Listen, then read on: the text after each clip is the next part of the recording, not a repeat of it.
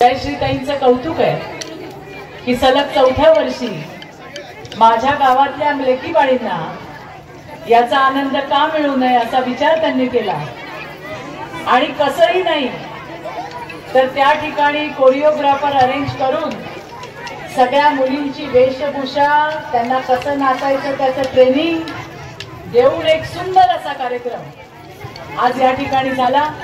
मी सगळ्यांचं मनापासून कौतुक करते। तुम्हाला मजा आली की नाही? आली का नाही आली?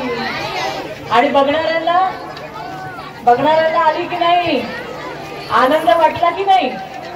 त्याच्यामुळे मैत्रिणींनो, हा आदिशक्तीचा उत्सव आहे, हा निर्मिती बनवणाऱ्या शक्तीचा हा उत्सव आहे आणि या उत्सवामध्ये 9 दिवस आपण तहान भूक हरपून मातेची सेवा करत असतो। आता स्वरालीने खूप सुंदर असं भरतनाट्य त्या ठिकाणी सादर केलं। विषय काय होता? देवीची स्तुती होती। ज्या ज्या वेळेला संकट आली, देवांनी सुद्धा माता भगवतीची त्या ठिकाणी प्रार्थना केली आणि माता भगवतीने येऊन सगळ्यांचा राक्षसांचा विनाश केला। हे आपलं धर्म सांगतोय। यातूनच तुम्ही लक्षात घ्या की माता भगवतीच्या अंश असणाऱ्या आपण सगळी स्त्री शक्ती, आपण आता कुठे चाललोय त्याचा विचार केला पाहिजे। आपणही आपल्या माता भगवतीचा अंश आहोत। त्यामुळे जिथे जिथे अन्याय अत्याचार होईल त्या ठिकाणी आवाज बुलंद करणं हे तुमचं आणि माझं काम आहे।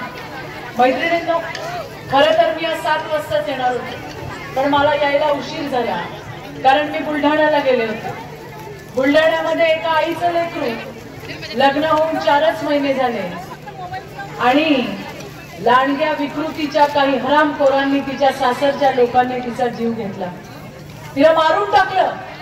आज सुद्धा अशा घटना आपल्या देशामध्ये होत आहेत, आपल्या राज्यामध्ये होत आहेत। हे काही चांगलं नाहीये। ही विकृती कुठे चालली आहे? ज्या वेळेला अशा घटना होतात, पोलीस तात्काळ त्या ठिकाणी आरोपींना अटक करतात, केस पण लढू, या हरामखोरांना फाशी पण होईल। पण पुण्याची वैष्णवी हगवणे असेल, परभणीची निर्मळ असेल, पूजा निर्मळ, येवल्याची भक्ती माडीवाले आणि आता बुलढाण्याची आमची त्या ठिकाणी मयुरी ठोसर असेल, या आपल्या पोरींचे बळी जात आहेत। आणि हे बळी घेणारे कोण आहेत? हे कुठल्या मंगळावरून आलेले नाही आहेत, हे तुमच्या माझ्यामध्येच वावरणारे, सभ्यतेचा बुरखा पांघरून वावरणारे लांडग्या विकृतीची लोक आहेत। खऱ्या अर्थाने जर नवरात्र साजरी करायची असेल, माता भगवतीची आपण आराधना करणार असू, तर आपण हा प्रण सुद्धा केला पाहिजे की समाजामध्ये वावरणाऱ्या या लांडग्या वृत्तीच्या, या लांडग्या विकृतीच्या लोकांना खेचून काढायचं बळ माता तू आमच्या अंगामध्ये दे। ही सुद्धा प्रार्थना प्रत्येक महिलेने आणि आमच्या भावाने सुद्धा त्या ठिकाणी केली पाहिजे। मैत्रिणींनो, आपण पाहिलं राज्यामध्ये पाऊस येतोय, जोरदार पूर आले, लोकांची घरदारं वाहून गेली आहेत आणि अशामध्ये माता भगवतीलाही आपण प्रार्थना करूया। देवा भाऊच्या नेतृत्वामध्ये महायुतीचं सरकार सज्ज आहे। सगळे आपले मंत्री, स्वतः मुख्यमंत्री, उपमुख्यमंत्री शेतकऱ्यांच्या बांधावर त्यांचे अश्रू पुसायला गेलेत, त्यांना मदत करायला गेलेत। आम्ही तुमच्या सोबत आहोत हे सांगायला गेलेत।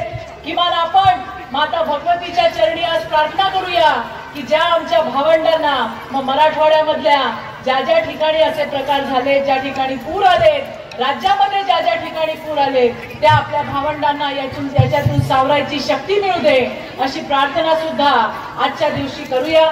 पुन्हा एकदा माझे बंधू सुनीलजी गपाट, खरं तर जयश्रीताई तुमचं कौतुक आहे, पण तुमच्या मागे सतत कार्यरत असणारा आमचा भाऊ सुनीलजी गपाट यांच्यासाठी जरा एकदा जोरदार टाळ्या वाजवा।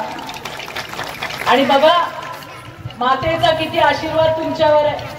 कालपर्यंत पाऊस होता ना, आणि आज बघा, आज मातेने तिच्या लेकरांना हिरमूस केलं नाही, जोरदार चांगल्या पद्धतीने तुम्ही टिपऱ्या खेळताय, गरबा खेळताय, ही तिचीच आपल्यावरती कृपा आहे। मातेचा आशीर्वाद अक्षय आणि अखंड आपल्या सगळ्यांवर राहू द्या। याच प्रार्थनेसह माझ्या शब्दांना मी विराम देते। बोल अंबे माते की जय। अरे जरा हात बीत वर करून, फार उपवास अंगावर आले का काय? बोल अंबे माते की, बोलो अंबे